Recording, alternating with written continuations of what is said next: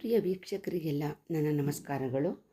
ಮೈಸೂರಿನ ಕುವೆಂಪು ನಗರದಲ್ಲಿರುವ ಕಲಾಸುರುಚಿ ರಂಗಮನೆಯಲ್ಲಿ ಪ್ರತಿ ಶನಿವಾರ ಸಂಜೆ 4 ಗಂಟೆಗೆ ಕಥೆ ಕೇಳೋಣ ಬನ್ನಿ ಕಾರ್ಯಕ್ರಮವು ನಡೆಯುತ್ತಿದ್ದು, ಈ ರಂಗಮನೆಯ ಸಂಚಾಲಕರಾದ ಶ್ರೀಯುತ ನಾಗರಾಜ್ ಮತ್ತು ಬಾಲಕೃಷ್ಣಯ್ಯ ಅವರು ಪ್ರತಿ ಶನಿವಾರವೂ ಶೈಕ್ಷಣಿಕ, ವೈಜ್ಞಾನಿಕ ಮತ್ತು ಅನೇಕ ಕ್ಷೇತ್ರಗಳಿಂದ ಪ್ರಮುಖ ವ್ಯಕ್ತಿಗಳನ್ನು ಆಹ್ವಾನಿಸಿ ಸಾಹಸಕಥೆಗಳು, ನೀತಿಕಥೆಗಳೊಂದಿಗೆ ಬಹಳಷ್ಟು ಮಾಹಿತಿಗಳನ್ನು ಉಚಿತವಾಗಿ ತಿಳಿಸುತ್ತಿದ್ದಾರೆ. ಶ್ರೀ ಬಾಲಕೃಷ್ಣಯ್ಯನವರು ರಾಜ್ಯ ಸಂಪನ್ಮೂಲ ವ್ಯಕ್ತಿಯೂ ಕನ್ನಡ ಭಾಷಾ ತಜ್ಞರೂ ಆಗಿದ್ದು, ಅನೇಕ ಕನ್ನಡ ಕಾರ್ಯಕ್ರಮಗಳು, ಉಪನ್ಯಾಸಗಳನ್ನು ನೀಡುತ್ತಿದ್ದಾರೆ. ಇವರು ನಡೆಸಿಕೊಡುವ ಈ ಕನ್ನಡ ಶಬ್ದಕೋಶ ಭಂಡಾರದಿಂದ ಕೆಲವು ವಾರಗಳ ಕಲಿಕಾ ಆವೃತ್ತಿಯನ್ನು ಇವತ್ತು ತಮ್ಮೊಂದಿಗೆ ಹಂಚಿಕೊಳ್ಳುತ್ತಿದ್ದೇನೆ. ಆದ್ದರಿಂದ ವೀಕ್ಷಕರಲ್ಲಿ ಒಂದು ವಿನಂತಿ, ಕನ್ನಡ ಭಾಷಾಭಿಮಾನಿಗಳು ಮತ್ತು ಕನ್ನಡ ಪ್ರೇಮಿಗಳು ಈ ವಿಡಿಯೋವನ್ನು ಸಂಪೂರ್ಣವಾಗಿ ನೋಡಿ. ಹಾಗೆ ಇದರಲ್ಲಿ ನಮ್ಮ ಕನ್ನಡ ಭಾಷೆ ಸ್ವಚ್ಛ ಉಚ್ಚಾರಣೆಯನ್ನು ತಾವು ಕೂಡ ಗಮನಿಸಿ ನಿಮ್ಮ ಮಕ್ಕಳಿಗೂ ಈ ವಿಡಿಯೋವನ್ನು ವೀಕ್ಷಿಸಲು ಅವಕಾಶ ಮಾಡಿಕೊಡಿ. ಧನ್ಯವಾದಗಳು. ಆಗಲೇ ಹೇಳಿದೆ ನಾನು, ಆಯಿತಾ. ಪತಿತ ಅಂದರೆ ನಾವು ತಪ್ಪು ಮಾರ್ಗದಲ್ಲೆಲ್ಲರೂ ಸರಿಪಡಿಸ್ತಕ್ಕಂಥದ್ದು. ಎರಡನೇದು ಸರಿಯಿದು, ಇದು ತಪ್ಪು. ಬುನಾದಿ, ಇದು ಮಹಾಪ್ರಾಣ ಬರಲ್ಲ, ಅಲ್ಪ ಪ್ರಾಣ ರೂಪ ಸರಿ. ಬುನಾದಿ, ತಳದಿ. ಮಲೀನ, ದೀರ್ಘ ಬರಲ್ಲ, ಮಲಿನ, ಇದು ಸರಿಯಾದ ರೂಪ. ಶುಭಾಶಯ, ಯಾಕೆ ಅದು ಎರಡು ದ್ವಂದ್ವ ಬರುತ್ತೆ ಅಂದರೆ ಆಶಯ ಪದ ಮೂಲ. ಆಶಯ ಬರೆಯುವಾಗ ಇದನ್ನು ಬಳಸಲ್ಲ ನಾವು, ಅದನ್ನು ತಾಲವ್ಯ ಮತ್ತು ಮೂರ್ಧನ್ಯ ಅಂತ ಕರಿತೀವಿ. ನಮ್ಮ ವರ್ಣಗಳು, ಧ್ವನ್ಯಂಗಗಳು ನಮ್ಮ ಧ್ವನಿಯ ಯಾವ ಅಂಗಗಳಲ್ಲಿ ಅದು ನಿಷ್ಪತ್ತಿ ಹೊರಗೆ ಬರುತ್ತೆ ಅಂತ. ಆಶಯಕ್ಕೆ ಶುಭ ಅಂತ ಸೇರಿಸಿದಾಗ ಶುಭಾಶಯ, ಇದು ಸರಿಯಾದ ರೂಪ, ಇದು ಅಶುದ್ಧ ರೂಪ. ಸ್ತಬ್ಧ ಚಿತ್ರ, ಸ್ತಬ್ಧ, ಇದು ಸರಿಯಾದ. ಸಾಗೆ ಅಲ್ಪ ಪ್ರಾಣ ತಾವತ್ತು, ಸ್ತಬ್ಧ ರೂಪ ಸರಿಯಾದ ರೂಪ. ಹಿನ್ನೆಲೆ ಅಲ್ಲ, ಹಿಂದಿನ ನೆಲೆ, ಹಿನ್ನೆಲೆ ಬಂದಿದೆ ಇಲ್ಲಿ, ಆ ನೆಲೆ ಪದ ಬಂದಿರೋದ್ರಿಂದ ಹಿನ್ನೆಲೆ, ಇದು ಸರಿಯಾದ ರೂಪ. ಇನ್ನು ರೋದನ ಅಂದರೆ ಮಹಾಪ್ರಾಣ ಖಂಡಿತ ಬರಲ್ಲ, ರೋದನ ಎರಡನೇ ಪದ ಸರಿಯಾಗಿದೆ. ಕೂಲಂಕುಶ ಪದದ ಅರ್ಥನೇ ಇದೆ. ಕೂಲಂಕುಶ ಅಂದರೆ ಪೂರ್ಣವಾಗಿ. ಕೂಲಂಕುಶ, ನದಿ ನೀರು ಹರಿಯುವಾಗ ಎರಡೂ ದಡಗಳನ್ನು ಉಜ್ಜಿಕೊಂಡು ಹೋಗುತ್ತೆ. ಕಷ ಅಂದರೆ ಉಜ್ಕೊಂಡು ಹೋಗ್ತಕ್ಕಂಥದ್ದು, ಅಂದರೆ ಪೂರ್ಣ ನಯವಾಗಿರುತ್ತೆ ಎರಡೂ ಭಾಗ ನದಿ ಹರಿತಕ್ಕಂಥ. ಅಂದರೆ ಒಂದು ವಿಷಯದ ಬಗ್ಗೆ ಪೂರ್ಣವಾಗಿ ತಿಳ್ಕೊಂಡಿದ್ದಾನೆ, ಅವನು ಎಲ್ಲ ವಿಚಾರಗಳನ್ನು ಕೂಲಂಕಷವಾಗಿ ಪರಿಶೀಲಿಸಿದ್ದಾನೆ, ಇದು ಸರಿಯಾದ ರೂಪ. ಕೂಲಂಕಷ. ಕಾತುರ ಅಲ್ಲ, ಆ ಶಬ್ದನೇ ಪದದ ರೂಪನೇ ಅಷ್ಟು. ಕಾತರ, ಸಾಮಾನ್ಯಗೆಲ್ಲ ಯಾವ್ದು ಬಳಸ್ತಾರೆ? ಕಾತುರ ಅಂತ ಬಳಸ್ತಾರೆ, ಅದು ಸರಿಯಾದ ರೂಪ ಕಾತರ. ಇನ್ನು ಅತಿರೇಕ, ಮಹಾಪ್ರಾಣ ಬರೋದೇ ಇಲ್ಲ, ಅತಿರೇಕ ಸರಿಯಾದ ರೂಪ. ಮತ್ತು ನೀವು ಯಾವುದೇ ಒಂದು ವಿಶೇಷ ನೋಡಿ, ಮಹಾಪ್ರಾಣ ಅಕ್ಷರಗಳು ಬಂದಿರತಕ್ಕಂಥ ಹೆಚ್ಚು ಶಬ್ದಗಳು, ಹೆಚ್ಚು ಪದಗಳು ಕನ್ನಡದಲ್ಲವೇ ಇಲ್ಲ ಸಂಸ್ಕೃತ ಆಗಿರುತ್ತೆ, ಇಲ್ಲ ಬಾರೋಡ್ಗಳು, ಅನ್ಯ ಭಾಷೆಯಿಂದ ಬಂದಿರತಕ್ಕಂಥ ಪದಗಳು ಜಾಸ್ತಿ ಇರುತ್ತೆ. ಸಾಮಾನ್ಯ ಎಲ್ಲ ಕಡೆ ಮಾಡ್ತಕ್ಕಂಥ ತಪ್ಪು ಇದು ಮಾತ್ರ. ಓದ್ತೀರಾ ಈಗ ಜೋರಾಗಿ ಓದಿ? ಸರಿ ಓದಿ ನೋಡೋಣ, ಜೋರಾಗಿ ಓದಿ. ಸರಿಯಾದ ರೂಪ ಮಾತ್ರ, ಶುದ್ಧ ರೂಪಗಳು ಓದಿ. ಪತಿತ, ಪತಿತ, ಬುನಾದಿ, ಮಲಿನ, ಶುಭಾಶಯ, ಸ್ತಬ್ಧ ಚಿತ್ರ, ಹಿನ್ನೆಲೆ, ರೋದನ, ಕೂಲಂಕಷ, ಕಾತರ, ಅತಿರೇಕ. ವ್ಯಾಕರಣಬದ್ಧವಾಗಿ ಇದು ಸರಿಯಾದ ರೂಪಗಳು. ಸಾಮಾನ್ಯವಾಗಿ ಇದನ್ನ ತಪ್ಪು ಬಳಕೆ ಆಗುತ್ತೆ, ಬಳಕೆ ಆಗಬಾರ್ದು. ಇದು ಶುದ್ಧ ರೂಪಗಳು. ಗೊತ್ತಾಗ್ತದೆ? ಇಲ್ಲಿಗೆ ನಮ್ಮ ಕಲಾಸುರುಚಿಯ ಸಂಚಿಕೆ 926ನೇ ಸಂಚಿಕೆ, ನಮ್ಮ ಪದಕೋಶ ಇದ್ರ ಮೂಲಕ ಸಮಾರೋಪಗೊಂಡಿದೆ. ಎಲ್ಲರಿಗೂ ಧನ್ಯವಾದಗಳು. ನಮ್ಮ ಕಲಾಸುರುಚಿಯ ಕಥೆ ಕೇಳೋಣ ಬನ್ನಿ ಸಂಚಿಕೆ ಎಷ್ಟು ಇವತ್ತು? 5 ವಿಶೇಷವಾದ ಪದಗಳು ಬರೆದಿದ್ದೀರಿ, ಇಲ್ಲಿ ಗಮನಿಸಿ. ಮೊದಲನೇದು ಕರತಲ ಮಲಕ, ಆಜಾನುಬಾಹು, ಅದ್ವಿತೀಯ, ಅಗ್ರಗಣ್ಯ, ಹಂಸಕ್ಷೀರ ನ್ಯಾಯ. ಕರತಲ ಮಲಕ ಮೊದಲು ಸಾರಿ ಹೇಳಿದ್ದೆ ನಾನು, ಕರ ತಲ ಆಮಲಕ, ಒಂದು ವಿಷಯದಲ್ಲಿ ವಿಶೇಷವಾದ ಪರಿಣಿತಿಯನ್ನು ಪಡಿತಕ್ಕಂಥದ್ದು. ಅಂದರೆ ಅಂಗೈಯಲ್ಲಿ ನೆಲ್ಲಿಕಾಯಿ, ಅಂಗೈಯಲ್ಲಿ ನಾವು ನೆಲ್ಲಿಕಾಯಿ ಇಟ್ಕೊಂಡ್ರೆ ಎಷ್ಟು ನಮ್ಮ ಹಿಡಿತದಲ್ಲಿ ಇರುತ್ತೆಯೋ ಬೇರೆಯವರು ಬಿಡಿಸ್ಕೊಳ್ಳೋಕ್ಕಾಗಲ್ವೋ ಹಾಗೆ ಒಂದು ವಿಷಯದ ಮೇಲೆ ವಿಶೇಷವಾದ ಪ್ರಭುತ್ವವನ್ನು ಸಾಧಿಸ್ತಕ್ಕಂಥದ್ದು. ಎರಡನೇದು ಆಜಾನುಬಾಹು, ದೃಢಕಾಯಕ್ಕೆ ಅದನ್ನು ಬಳಸ್ತೀವಿ. 3 ಪದ ಇದೆ ಇಲ್ಲಿ, 3 ಶಬ್ದ. ಆ ಜಾನು ಬಾಹು. ಜಾನು ಅಂದರೆ ಮಂಡಿಗಳು, ಬಾಹು ಅಂದರೆ ತೋಳುಗಳು. ಯಾರು ನಿಂತ್ಕೊಂಡಾಗ ಅವರ ತೋಳಿನ ತುದಿ ಮಂಡಿಗೆ ತಾಗುತ್ತಿದೆಯೋ ಅಂಥವ್ರನ್ನ ನಾವೆಂತ ಕರಿತೀವಿ? ಆಜಾನುಬಾಹು ಅಲ್ವಾ. 3ನೇದು ಅದ್ವಿತೀಯ, ಒಂದೊಳ್ಳೆ ಉದಾಹರಣೆ ಹೇಳಿದೆ. ಅರ್ಜುನನು ಅದ್ವಿತೀಯ ಬಿಲ್ಲುಗಾರನಾಗಿದ್ದನು. ಅಂದ್ರೆ ಎರಡನೇವ್ರು ಇಲ್ವೇ ಇಲ್ಲ, ಅಂದ್ರೆ ಅವನಿಗೆ ಸಮಾನವಾಗಿರೋರು ಯಾರು ಇಲ್ವೇ ಇಲ್ಲ, ಅದ್ವಿತೀಯ. ಎರಡನೇವರು ಇಲ್ವೇ ಇಲ್ಲ, ಅವನ ಸಮಾನವಾಗಿರತಕ್ಕಂಥ ಬಿಲ್ಲುಗಾರ ಯಾರು ಇಲ್ಲ. ಅವಾಗ ನಾವು ಬಳಸ್ತೀವಿ ಅದ್ವಿತೀಯ. ಇನ್ನು ಮುಂದೊಂದು ಅಗ್ರಗಣ್ಯ. ಅಗ್ರ ಅಂದ್ರೆ ಮೊದಲು, ಗಣ್ಯ ಅಂದರೆ ಪರಿಗಣಿಸುವವರು, ಪೂಜಿಸಲ್ಪಡುವವರು, ಗೌರವಿಸುವವರು. ನಾವು ಯಾರನ್ನ ಮೊದಲು ಗೌರವಿಸ್ತೀವಿ ಅವರು ಅಗ್ರಗಣ್ಯರು. ಇನ್ನು ಕೊನೆಯದೈದನೇದು ಹಂಸ ಕ್ಷೀರನ್ಯಾಯ ಅಲ್ವಾ. ಹಂಸ ಪಕ್ಷಿ ವಿಶೇಷತೆ ಏನು? ಹಾಲು ಮತ್ತು ನೀರನ್ನು ಮಿಶ್ರಣ ಮಾಡಿ ಕೊಟ್ಟಾಗ ಅದು ಏನನ್ನು ಮಾತ್ರ ಹೀರ್ಕೊಳ್ಳುತ್ತೆ? ಹಾಲನ್ನು ಮಾತ್ರ ಹೀರ್ಕೊಳ್ಳುತ್ತೆ. ಏನನ್ನು ಬಿಡುತ್ತೆ? ನೀರನ್ನು ಬಿಡುತ್ತೆ. ಅದು ಹಂಸ ಕ್ಷೀರನ್ಯಾಯ. ಹಾಗೆ ಇನ್ನೊಂದು ಹೇಳ್ತಾರೆ ಬೀಜ ವೃಕ್ಷ ನ್ಯಾಯ ಅಂತ ಹೇಳ್ತಾರೆ. ಮೊದಲದು ಈ ಜಗತ್ತಿನಲ್ಲಿ ಬೀಜ ಹುಡ್ತೋ ಇಲ್ಲ ಮರ ಹುಡ್ತೋ ಹೇಳಕ್ಕಾಗಲ್ಲ. ಇದನ್ನ ಬೀಜ ಹಾಕಿದ್ರೆ ಮರ ಹುಟ್ಟೋದು, ಮರದಿಂದ ಬೀಜ ಬರೋದು, ಬೀಜ ಬಂತು ಮರ ಬಂತು, ಮೊಟ್ಟೆ ಮೊದಲು ಕೋಳಿ ಮೊದಲು. ಹಾಗೆ ಈ ಪದಗಳ ಒಂದು ವಿಶೇಷತೆ ಇದು ಗೊತ್ತಾಯ್ತಲ್ವಾ? ನೋಡಿ, ಈ ಥರ ಇನ್ಯಾವುದಾದ್ರು ಈ ಥರ ಸಂಬಂಧಪಟ್ಟ ಪದಗಳು ಅಥವಾ ನುಡಿಗಟ್ಟುಗಳನ್ನ ಮುಂದಿನ ವಾರ ಬರುವಾಗ ಒಂದು 5 ಬರ್ಕೊಂಬರ್ತೀರಾ? ಹಾಂ, ಆಗ್ಬೋದಲ್ವಾ? ಇದು ಒಂದು ಈ ದಿನದ ಕನ್ನಡ ಪದಕೋಶದ ವಿಶೇಷತೆ ಮಕ್ಕಳು. ಹಾಂ, ಓಕೆ ಮಕ್ಕಳ. ಈಗ ಈ ಕಡೆ ನೋಡಿ, ನಮ್ಮ ಕಲಾಸುರುಚಿಯ ಕಥೆ ಕೇಳೋಣ ಬನ್ನಿ. ಸಂಚಿಕೆ 920. ಇವತ್ತು ಪದಕೋಶದ ವಿಶೇಷತೆ ಏನು ಅಂದರೆ ಪ್ರಾಣಿ ಪಕ್ಷಿಗಳು ಶಬ್ದ ಮಾಡುವುದನ್ನು ನಾವು ಯಾವ ರೀತಿ ಕರಿತೀವಿ, ಅದಕ್ಕೆ ಒಂದು ಪ್ರತ್ಯೇಕವಾದ ಒಂದು ಹೆಸರಿರುತ್ತೆ. ಮೊದಲನೇದು ಕುದುರೆ ಕೆನೆಯುವುದು, ನವಿಲು ಕೇಕೆ ಹಾಕುವುದು, ದುಂಬಿಯ ಜೇಕಾರ, ಸಿಂಹ ಗರ್ಜನೆ, ಆನೆ ಗೀಳಿಡುವುದು, ಗೂಳಿ ಗುಟುರುವಿಕೆ, ನರಿ ಊಳಿಡುವುದು, ಪಕ್ಷಿ ಚಿಲಿಪಿಲಿ, ಇಂಚರ ಅಂತ ಕರೀತಾರಲ್ಲ, ನಿಜವಾಗಿ ಇದು ಚಿಲಿಪಿಲಿ ಸರಿ. ಕೋಗಿಲೆ ಕುಟಿಲ ಅಥವಾ ಕುಹೋ ಕುಹೋ. ಈಗ ನಾನು ಈ ಪ್ರಾಣಿ ಪಕ್ಷಿಗಳ ಹೆಸರು ಹೇಳ್ತೀನಿ, ನೀವು ಶಬ್ದದ ಹೆಸರು ಹೇಳ್ತೀರಾ? ರೆಡಿನಾ? ಸರಿ. ಕುದುರೆ, ನವಿಲು, ದುಂಬಿ, ಸಿಂಹ, ಆನೆ, ಆನೆ, ಗೀಳಿಡುವುದು, ಆನೆ, ಗೂಳಿ, ನರಿ, ನರಿ, ನರಿ, ಪಕ್ಷಿ, ಕೋಗಿಲೆ ಅಥವಾ ನೋಡಿ. ನಾನೀಗ ಮಧ್ಯದಲ್ಲಿರೋದ ಸೆಲೆಕ್ಟ್ ಮಾಡಿ ಕೇಳ್ತೀನಿ, ಹೇಳ್ತೀರಾ ಒಂದ್ ಎರಡನ್ನ? ನೋಡ ನಿಮ್ಗೆ ಏಕಾಗ್ರತೆ ಇದೆಯಾ ಇಲ್ವೋ ಅಂತ. ದುಂಬಿ, ಪಕ್ಷಿ, ನರಿ, ಆನೆ, ನವಿಲು, ಸಿಂಹ. ಯಾವ ಕಾರಣಕ್ಕೂ ಇದನ್ನು ಮರಿಬಾರದು ನೀವು, ಆಯ್ತಾ? ಈಗ ಮುಂದಿನ ವಾರ ಬರುವಾಗ ನೋಡಿ, ಈ ಒಂದು ಪದಗಳು ಹೇಳ್ತೀನಿ ಮಕ್ಕಳ, ಇದು ನೆನ್ಪಿಟ್ಕೊಳ್ಳಿ, ಸರಿಯಾಗಿ ಕೇಳಿ. ನೀವು ಇತ್ತೀಚೆಗೆ ಯಾರು ಬಹುಮಾನ ತಗೊಳ್ತಾನೆ ಇಲ್ಲ, ನಮ್ಮ ಹತ್ರ ತುಂಬಾ ಬಹುಮಾನ ತಂದಿಟ್ಕೊಂಡಿದೀವಿ, ಒಳ್ಳೊಳ್ಳೆ ಪುಸ್ತಕಗಳನ್ನ. ಮುಂದಿನ ವಾರ ಬರುವಾಗ ಇದನ್ನು ಬರ್ಕೊಂಡ್ಬರ್ಬೇಕು ಈ ತರದ. ಉದಾಹರಣೆಗೆ ನೋಡಿ, ಇವಾಗ ಪ್ರಧಾನ, ಪ್ರಧಾನ, ಅಲ್ಪ ಪ್ರಾಣ, ಮಹಾಪ್ರಾಣ. ಏನರ್ಥ? ಒಂದು ಉದಾಹರಣೆ ಹೇಳ್ತೀವಿ. ಪ್ರಧಾನ ಮಹಾಪ್ರಾಣ ಅಂದ್ರೆ ಏನರ್ಥ? ಅಲ್ಪ ಪ್ರಾಣ ಏನರ್ಥ ಹೇಳ್ತೀರಾ? ಪ್ರಧಾನ ಮುಖ್ಯವಾದುದು, ಪ್ರಧಾನ ಅಂದ್ರೆ ಕೊಡುವುದು. ಆ ರೀತಿ ನೋಡಿ ಪದಗಳು ಹೇಳ್ತೀನಿ, ನೀವು ಅರ್ಥ ಮಾಡ್ಕೊಂಡ್ ಬರ್ತೀರಾ? ನೋಡಿ ಹೇಳಿ ಇವಾಗ. ಮಧ್ಯ, ಮಧ್ಯ, ಮರಳು, ಮರಳು, ಮರುಳು, ವಸ್ತು, ವಾಸ್ತು, ಮುಂದೆ, ಮಂದೆ, ಹೇಳಿ. ಮೊರೆ, ಮೋರೆ, ಬಾನು, ಭಾನು, ಗಳಿಗೆ, ಗಳಿಕೆ, ಕಾಂಚನ, ಕಾಂಚಾಣ. ಇದೊಂದು ಪುತ್ರ ಯಾರು ಹೇಳ್ತೀರಾ? ನೋಡ, ನೀವೆಲ್ಲರೂ ಜಾಣ್ರೆ ಯಾರು? ಕಾಂಚನ ಅಂದ್ರೆ ಏನು, ಕಾಂಚನ ಅಂದ್ರೆ ಏನು? ಕಾಂಚನ, ಕಾಂಚಾಣ. ದೊಡ್ಡವರು ಯಾರು ಗೊತ್ತಿದ್ರೆ ಹೇಳ್ಬೋದು. ಕಾಂಚನ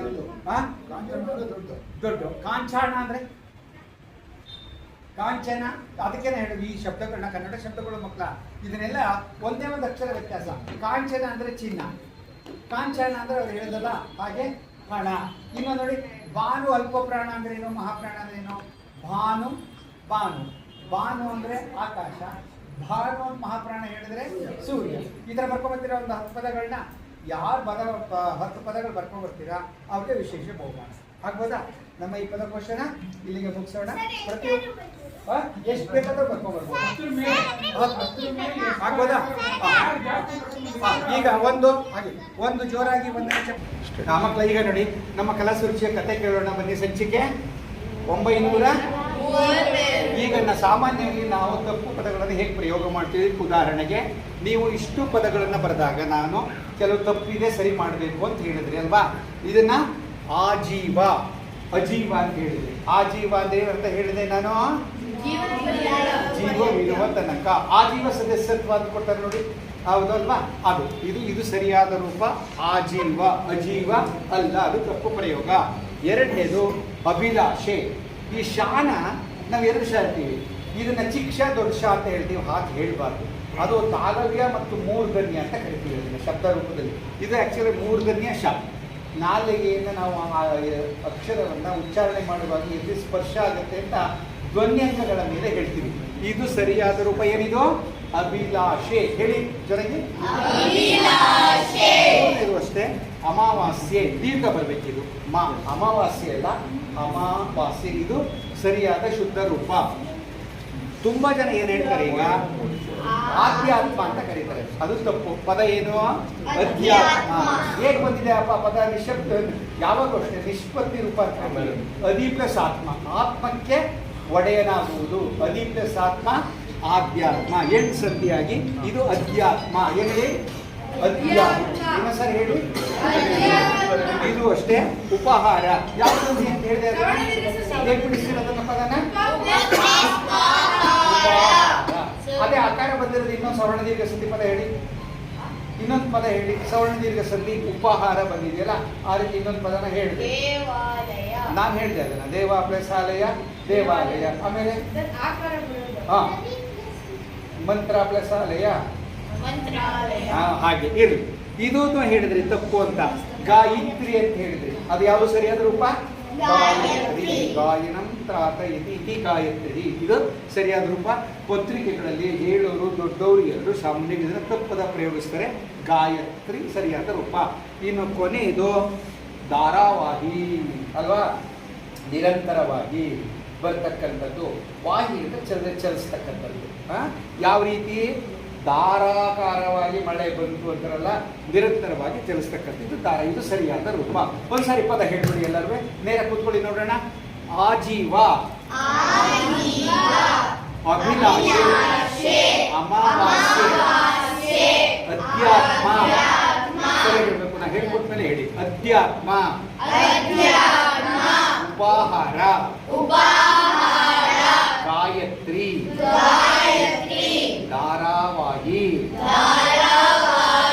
ಇದು ಸರಿಯಾದ ರೂಪಗಳು. ಮುಂದಿನ ವಾರ ಬರುವಾಗ ನೀವು ಒಂದು ಪುಸ್ತಕ ತಗೊಂಡು ಬನ್ನಿ. ಈ ಪದಗಳನ್ನ ಶುದ್ಧ ರೂಪಗಳನ್ನ ಬರ್ಕೋಬೇಕು. ಹೀಗೆ ಉಚ್ಚಾರಣೆ ಮಾಡಬೇಕು. ಯಾವ ಕಾರಣಕ್ಕೂ ಮರಿಬಾರ್ದು. ಆಯ್ತಾ? ಓಕೆ. ಮತ್ತೆ ನಾವು ಇದನ್ನ ಕತೆ ಹೇಳಿದ ಮೇಘೇಶ್ವರಿಗೆ ಒಂದು ಧನ್ಯವಾದ ಚಪ್ಪಾಳೆ ಕೊಡೋಣ. ನೇರ ಕೂತ್ಕೊಳ್ಳಿ. ರೆಡಿ? 1 2 3 ಸ್ಟಾರ್ಟ್. ವಂದನೆ ವಂದನೆ ಅಭಿವಂದನೆ. ಆಟಗಾರರ ತಂಡ, ಕಲ್ಲಿನ ರಾಶಿ, ಕಲ್ಲಿನ ರಾಶಿ, ಬೆಟ್ಟಗಳ ಸಾಲು, ಬೆಟ್ಟಗಳ ಸಾಲು, ಹೂವಿನ ಗೊಂಚಲು, ಹೂವಿನ ಗೊಂಚಲು, ತೆಂಗಿನ ತಾರು, ತೆಂಗಿನ ತಾರು, ಮಣ್ಣಿನ ಗುಡ್ಡೆ, ಮಣ್ಣಿನ ಗುಡ್ಡೆ, ಬಾಳೆಯ ಗೊನೆ, ಬಾಳೆಯ ಗೊನೆ, ಹುಲ್ಲಿನ ಮೆದೆ, ಹುಲ್ಲಿನ ಮೆದೆ. ಇದಕ್ಕೆ ಶಬ್ದ ಬಳಸಬೇಕು. ಎಷ್ಟು ವಿಶೇಷವಾಗಿದೆ ನೋಡಿ. ಕನ್ನಡ ಭಾಷೆಯ ಒಂದು ವಿಶೇಷತೆ ಹೇಗಿದೆ ನೋಡಿ. ಈ ತೆಂಗಿನ ತಾರನ ಅದನ್ನ ಬಾಳೆಯ ತಾರು ಅಂತ ಹೇಳಕ್ಕಾಗಲ್ಲ. ಬಾಳೆ ಅಂದ ತಕ್ಷಣ ಏನೇನ್ಬೇಕು? ಗೊನೆ. ತೆಂಗಿನ ತಾರು. ಈಗ ನೀವು ಮೊದಲನೇದು ಹೇಳಿ ನೋಡಿ ಇನ್ನೊಂದ್ಸರಿ. ಜನರ ಗುಂಪು, ನೀವೇ ಹೇಳ್ಬಿಡಿ. ಜನರ ಗುಂಪು, ದನಗಳ ಹಿಂಡು, ಕುರಿ ಮಂದೆ, ಆಟಗಾರರ ತಂಡ, ಕಲ್ಲಿನ ರಾಶಿ, ಬೆಟ್ಟಗಳ ಸಾಲು, ಹೂವಿನ ಗೊಂಚಲು, ತೆಂಗಿನ ತಾರು, ಮಣ್ಣಿನ ಗುಡ್ಡೆ, ಬಾಳೆಯ ಗೊನೆ, ಹುಲ್ಲಿನ ಮೆದೆ. ಗೊತ್ತಾಯ್ತಾ? ಈಗ ಇದೇ ತರ ಈಗ ನಿಮ್ಗೊಂದು ಚಟುವಟಿಕೆ ಕೊಡ್ತೀವಿ. ಈಗ ಅವ್ರ ಕತೆ ಹೇಳುವಾಗ ನಿಮಗೆ ಕನ್ನಡದ ಬಗ್ಗೆ ಒಂದು ಚಟುವಟಿಕೆ ಮಾಡಿದ್ರಲ್ಲ, ಮುಂದೆ ನೋಡಿ ಅವ್ರು ಬರ್ಕೋತಾ ಇದ್ದಾರೆ ಜಾಣ. ನೀವು ಪ್ರತಿ ಸರಿ ಬರುವಾಗ ಒಂದು ಪೆನ್ನು ಪುಸ್ತಕ ತರಬೇಕು. ಇಲ್ಲಿ ಪದಗಳ ಕೋಶ ಏನು ಮಾಡ್ತೀವಿ, ಪದಕೋಶದೆಲ್ಲ ಏನು ಮಾಡ್ತೀವಿ, ಭಾಷೆ ಬಗ್ಗೆ ಬರ್ಕೊಳ್ಬೇಕು. ಮುಂದಿನ ವಾರ ಬರುವಾಗ ನೋಡಿ ಸರಿಯಾಗಿ ಕೇಳ್ಕೊಳ್ಳಿ, ಗ ಬರಬೇಕು ಕೊನೆಯ ಅಕ್ಷರ. ಏನು ಬರಬೇಕು? ಗ. ಇದು 3 ಅಕ್ಷರದ್ದು ಮತ್ತು 4 ಅಕ್ಷರದ ಪದ ಮಾತ್ರ. 3 ಅಕ್ಷರ ಅಥವಾ 4 ಅಕ್ಷರದ ಪದ ಇದು 10 20 ಪದ ಬರ್ಕೊಂಡ್ಬರ್ತೀರಾ. 3 ಅಕ್ಷರ ಬರತಕ್ಕಂಥದ್ದು 4, 4 ಅಕ್ಷರ ಬರತಕ್ಕಂಥದ್ದು 4. ಉದಾಹರಣೆ ಹೇಳ್ತೀರಾ ನೋಡೋಣ, ಯಾರು ಒಬ್ರು? ಕಾ ಕೊನೆಯಲ್ಲಿ ಬರಬೇಕು. ಹಾಂ, ಗ ಕೊನೆಯಲ್ಲಿ ಬರಬೇಕು. ಒಂದು ಯಾವ್ದಾರು ಉದಾಹರಣೆ ಹೇಳ್ತೀರಾ? ಕರಗ. ಎಷ್ಟು ಅಕ್ಷರ ಇದು? 3. ಅದೇ ಥರ 4ನೇದು. ಹಾಂ ಹಾಂ, ಪ್ರಯತ್ನ ಮಾಡ್ಬೋದು, ದೊಡ್ಡವರು ಹೇಳ್ಬೋದು, ಯಾವ್ದಾದ್ರು ನೆನಪು ಬಂದರೆ. ಹಾಂ ಹಾಂ, ಕೊನೆಯದು ಗ ಬರಬೇಕು. ಜಗ ಅಲ್ವಾ? ಗಮ. ಆಯಿತು. ಯಾವ್ದಾರು ಆಗಲಿ ನಿಮಗೆ, ಅದು ಅನುಕರಣ ಆಗಲಿ ಏನಾರು ಆಗಲಿ, ಅದ್ರ ಪದಕ್ಕೆ ಅರ್ಥ ಇರಬೇಕು. 3 ಅಕ್ಷರದ್ದು 4 ಅಕ್ಷರದ್ದು 10 ಪದ ಬರ್ಕೊಂಡ್ಬರ್ತೀರಾ? ಸರಿ ಬರ್ಕೊ. ಇವಾಗ ನಮ್ಮ ಈ ಪದಕೋಶನ ಇಲ್ಲಿಗೆ ಮುಗಿಸೋಣ. ಮುಂದಿನ ಶನಿವಾರ ಮತ್ತೆ ಭೇಟಿಯಾಗೋಣ. ಯಾರು ಪದ ಬರ್ಕೊಂಡ್ಬರ್ತೀರಾ ಅವರಿಗೆ ಒಂದು 3 ಬಹುಮಾನ ಕೊಡ್ತೀನಿ. 3 ಬಹುಮಾನ. 3 ಅಕ್ಷರದ್ದು 4 ಅಕ್ಷರ ಬರ್ಕೊಂಡ್ಬಂದವ್ರಿಗೆ ಇಲ್ಲೇ ಬಹುಮಾನ ಆಗ್ಬೋದಾ? ಹಾಂ ಮಕ್ಕಳ, ಈಗ ಇಲ್ಲಿ ನೋಡಿ, ಕಲಾಸುರುಚಿಯ ನಮ್ಮ ಕತೆ ಕೇಳೋಣ ಬನ್ನಿ. ಸಂಚಿಕೆ 931. ಪದಕೋಶದ ವಿಶೇಷ ಇವತ್ತು ಇದನ್ನ ನಾವು ತದ್ದಿತ ಅಂತ ಕರಿತೀವಿ. ನೋಡಿ, ನಾಮಪದಗಳಿಗೆ ಈ ಪ್ರತ್ಯಯಗಳಿರ್ತಲ್ಲ, ಗಾರ ಮತ್ತು ವಂತ, ಇದನ್ನ ಬರೋದನ್ನ ನಾವು ತದ್ದಿತ ಅಂತ ಪ್ರತ್ಯಯ ಅಂತ ಕರಿತೀವಿ. ಬಂದಾಗ ಒಂದು ವಿಶೇಷವಾಗಿರೋ ಪದ ಆಗುತ್ತೆ. ನೋಡಿ, ಕತೆಗಾರ, ಕತೆಯನ್ನು ಬರೆಯುವವನು. ಜೊತೆಗಾರ, ಜೊತೆಯಲ್ಲಿ ಇರುವವನು. ಮೋಡಿಗಾರ, ಮೋಡಿಯನ್ನು ಮಾಡುವವನು. ಜಾದುಗಾರ, ಜಾದುವನ್ನು ಮಾಡುವವನು.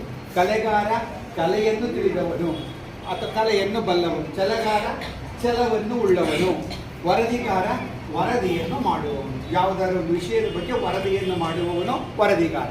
ಇನ್ನು ವಂತ ಅಂತ ಇನ್ನೊಂದು ಪ್ರತ್ಯಯ ಬರುತ್ತೆ. ಇದು ನಾಮಪದಗಳ ಮೇಲೆ ಬರ್ತದೆ. ನೋಡಿ, ಮುಂಚೆ ಬಂದಿರೋದೆಲ್ಲ ನಾಮಪದ. ಹಣ, ಗುಣ, ವಿದ್ಯಾ, ಬುದ್ಧಿ, ಪ್ರಜ್ಞೆ, ಪುಣ್ಯ, ಇದೆಲ್ಲ ನೌನ್ ಅಥವಾ ನಾಮಪದ. ನಾಮಪದದ ಮೇಲೆ ಈ ವಂತ ಅನ್ನೋ ಪ್ರತ್ಯಯ ಬಂದರೆ ವಿಶೇಷವಾಗಿ ಅರ್ಥ ಬರುತ್ತೆ. ನೋಡಿ, ಹಣವಂತ, ಹಣವನ್ನು ಉಳ್ಳವನು. ಉಳ್ಳವನು ಅಂತ ಅರ್ಥದಲ್ಲಿ. ಹಣವನ್ನು ಉಳ್ಳವನು ಹಣವಂತ. ಗುಣವನ್ನು ಉಳ್ಳವನು ಗುಣವಂತ. ವಿದ್ಯೆಯನ್ನು ಉಳ್ಳವನು ವಿದ್ಯಾವಂತ. ಬುದ್ಧಿಯನ್ನು ಉಳ್ಳವನು ಪ್ರಜ್ಞೆಯನ್ನು ಉಳ್ಳವನು ಪ್ರಜ್ಞಾವಂತ. ಪುಣ್ಯವನ್ನು ಉಳ್ಳವನು ಗೊತ್ತಾಯ್ತಲ್ಲ? ಇದು ಮಾಡುವವನು ಅನ್ನೋ ಅರ್ಥದಲ್ಲಿ ಬರುತ್ತೆ, ಇದು ಉಳ್ಳವನು ಎಂಬ ಅರ್ಥದಲ್ಲಿ ಬರುತ್ತೆ. ಇದನ್ನ ನಾವು ಏನಂತ ಕರಿತೀವಿ ಅಂತ ಹೇಳಿದ್ರೆ, ಇದನ್ನ ತದ್ದಿತ ಅಂತ. ಏನಂತ ಕರಿತೀವಿ? ತದ್ದಿತ ಅಂತ.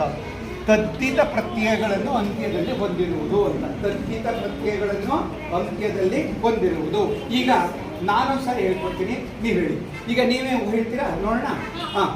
ಕಥೆಯನ್ನು ಬರೆಯುವವನು, ಜೊತೆಯಲ್ಲಿ ಇರುವವನು, ಮೋಡಿಯನ್ನು ಮಾಡುವವನು, ಜಾದುವನ್ನು ಬಲ್ಲವನು, ಕಲೆಯನ್ನು ತಿಳಿದವನು, ಛಲವನ್ನು ಬಿಡದವನು, ವರದಿಯನ್ನು ಮಾಡುವವನು. ಇದಿಷ್ಟಲ್ಲಿ ಪ್ರತ್ಯಯ ಯಾವ್ದು ಬರುತ್ತೆ? ಈಗ ಇಲ್ಲಿ ಬರುವಂತ ಪ್ರತ್ಯಯ ಯಾವುದು? ಹಣವನ್ನು ಉಳ್ಳವನು, ಗುಣವನ್ನು ಉಳ್ಳವನು, ವಿದ್ಯೆಯನ್ನು ಉಳ್ಳವನು, ಬುದ್ಧಿಯನ್ನು ಉಳ್ಳವನು, ಪ್ರಜ್ಞೆಯನ್ನು ಉಳ್ಳವನು, ಪುಣ್ಯವನ್ನು ಉಳ್ಳವನು, ಪುಣ್ಯವನ್ನು ಮಾಡಿದವನು. ಈಗ ನೀವೇ ಪದ ಓದ್ಕೊಂಬನ್ನಿ. ಇಲ್ಲಿಂದ ಶುರು ಮಾಡಿ. 1 2 3 ಸ್ಟಾರ್ಟ್.